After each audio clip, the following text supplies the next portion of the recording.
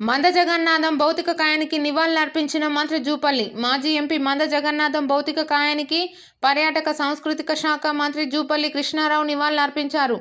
హైదరాబాద్లోని చంపాపేటలో మంద జగన్నాథం నివాసంలో ఆయన పార్థివ దేహానికి పుష్పాంజలి ఘటించారు.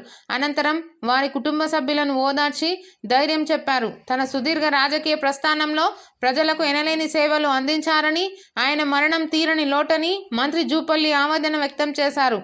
ఉమ్మడి పాలమూరు జిల్లా వాసిగా ఆయనతో తనకున్న అనుబంధాన్ని ఈ సందర్భంగా ఆయన గుర్తు చేసుకున్నారు. గత కొన్నేళ్లుగా అనారోగ్యంతో బాధపడుతున్న మంద జగన్నాథం ఆదివారం తుది శ్వాస విడిచిన విషయం తెలిసిందే.